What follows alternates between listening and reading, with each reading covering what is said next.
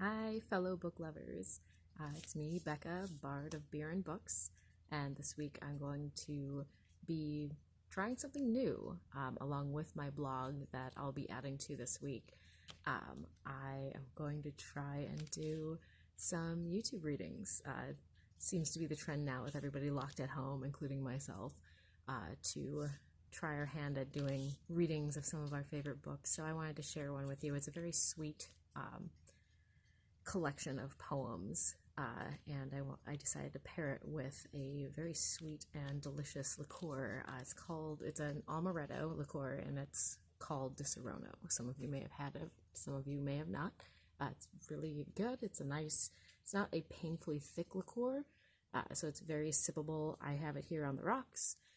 It's very sweet, and honestly, last week was really rough. I'm going into my third week of unemployment, and so I'm like, okay, well, I just need a little break. And so I took some time, kind of did some things I really enjoy, including some reading. And so this week I want to share with you some sweet things that I enjoy, including Di Serono, and one of my very few favorite books of poetry. This one is called God Got a Dog. I love dogs, I love God, and so I decided to share this book with you. And I actually first heard of this book when I was working at the public library here in town, and I just happened to glance at it in the children's section when I was doing some reorganizing of books and pulling some old titles and whatnot. And so I found this one and read through it just kind of quickly, standing in the aisle, and I just fell in love with it.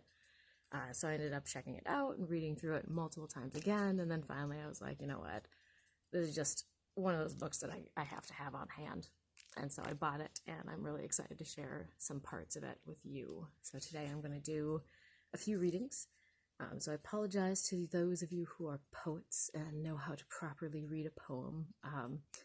For all the creative writing classes and poetry classes I took in college, I guess I never learned how to really read a poem, but I feel like I just read it like a normal person, I guess.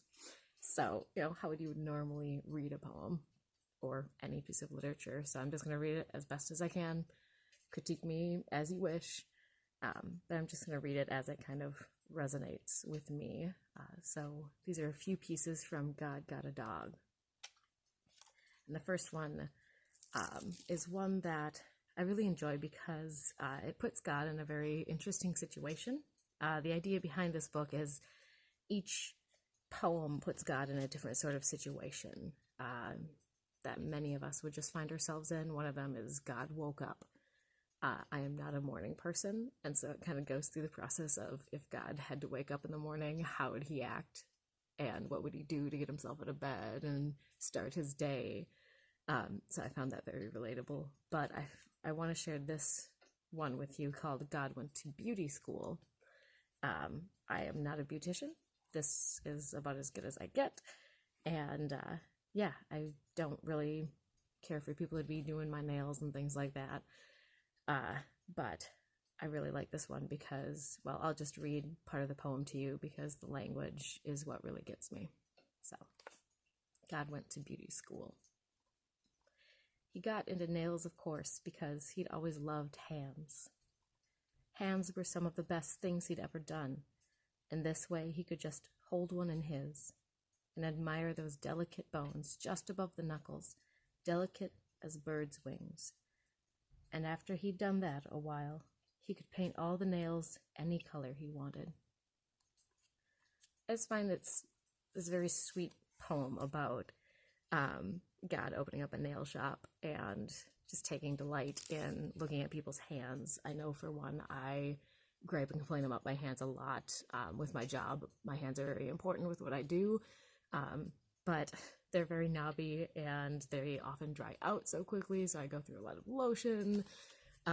So I'm always complaining about how sore they are and how cracked they get, but this poem just reminds me that they're meant to be delighted in, and lots of little things like that I often forget about, that there's something delicate and beautiful about even the things that we take for granted in the world. So that's why I really like that one. The next poem I want to share with you is one of my favorites, partially because it's about food, and I love food, and my husband and I both love food, and he really loves spaghetti. So this one is called God Made Spaghetti.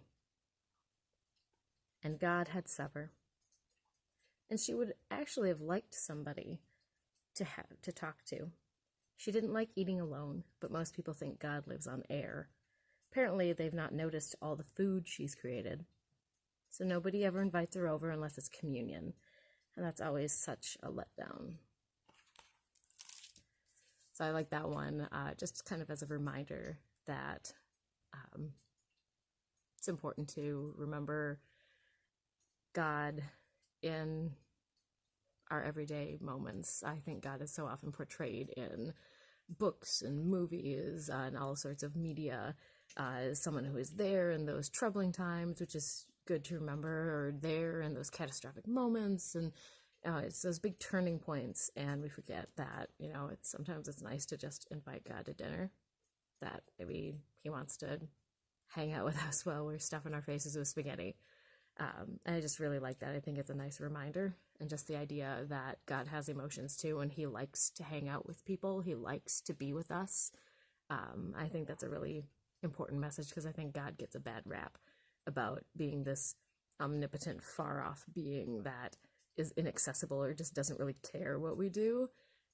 Even though, like it said in the poem, like, he made all this delicious food, maybe he wants to hang out with us while we enjoy it. So, just my 2 cents on a couple of poems out of God Got a Dog. There are so many other poems in here that are just beautiful. Trust me, finding just 2 to read from was really hard, because there are so many good ones in this book.